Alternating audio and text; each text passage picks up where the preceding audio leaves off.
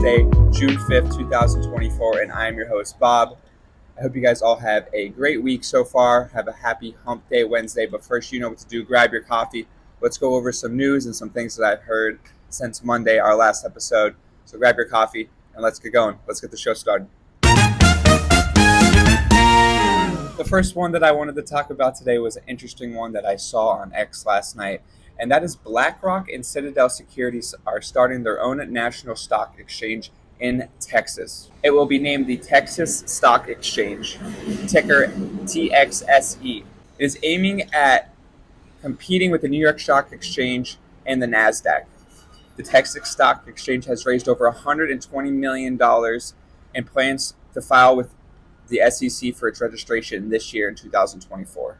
It intends to focus on companies in the southeastern United States and aims to reduce filing compliance with the SEC and the stock exchange. The exchange is expected to launch late 2025, and the first filings for companies to post on the Texas Stock Exchange will be early 2026.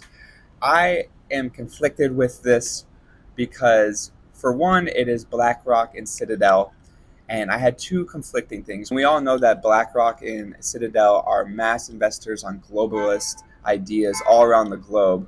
So that is one thing that I really am skeptical about. Blackrock and Citadel buying up land in the United States at massive, unheard of rates. And also, the second thing is that Blackrock and Citadel are heavily invested in the NASDAQ and the New York Stock Exchange. So what does that look like when they open up their own stock exchange in Texas? Will they be pulling investments out of the New York Stock Exchange and the NASDAQ, where 95% of Americans invest in the stock market? So what does this look like once it goes live? Are people pulling their money out of there? Are they trying to create a crash to then pump their own stock exchange? I don't know. It seems I haven't seen a stock exchange go live in my lifetime, so I'm not really sure how all the economics of that work exactly. But interesting to learn more about that. Keep your eye on that if you have your money in the NASDAQ or in the New York Stock Exchange. Topic number 2 is one that I saw an article on this morning and gave it a good read, and it actually made a lot of sense to me, and that is lab-grown diamond rings. So for one, the article said that the demand for diamonds has declined in a very significant market around the world, and that is China. The article said that diamonds don't really fit in anymore despite the strong legacy, independent diamond industry analyst Paul Zeminski said.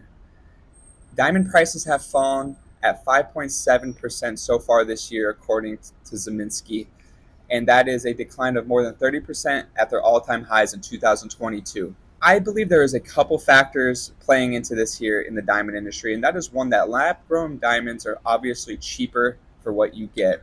So you could get a 2 or 3 carat diamond ring for $10,000. But if you want a 3 carat ring, a diamond that someone has mined and put those man labor hours into, you're paying upwards of $20,000, $30,000. So I could see the appeal for the lab grown diamonds is, one, the cost for what you get, which in this economy, people are always looking to get the best bang for their buck. And number 2, I think it might have to do more with the cultural norms in China. I don't know what the marriage and birth rate is exactly in China, but if people are getting married at a lesser rate, they obviously are not going to be buying as many real diamonds. And with the technology nowadays, what I've seen in the lab-grown diamonds, I believe that is the trend moving forward. Diamond is a precious resource, which is really hard to get to. So those man hours where people are in caves knocking out rocks and stuff is obviously going to go down with everything that goes on in the world. So lab-grown diamonds are on the up, real diamonds on the downtrend, but there's still deals to be had out there. And the last thing I wanted to talk about today was more of a creative space and the future of people's jobs moving forward in the United States, and that is the power of generative AI. I saw a report that over 200 million people in this country will have their jobs affected by generative AI, and over 75% of those people currently do not use generative AI. What that means is that people will have these tools at their disposal to make their work easier, quicker, and more productive all around, but they just don't know how to use it yet. Generative AI is used by entering a prompt into the ChatGPT. It doesn't have to be ChatGPT, but any AI learning language module. I'll call it ChatGPT for now because that is one of the ones that I use and everything. So you enter a prompt into the GPT, and the computer itself has a couple different options. You can generate an image, you can generate an email template, you can generate whatever you want, pretty much, that is written or is kind of a picture, and now they even have videos. So what the user can do is enter a prompt into the GPT, like, give me a cat sunbathing on a rainy day. And the AI could actually do that. It'll generate an image for you.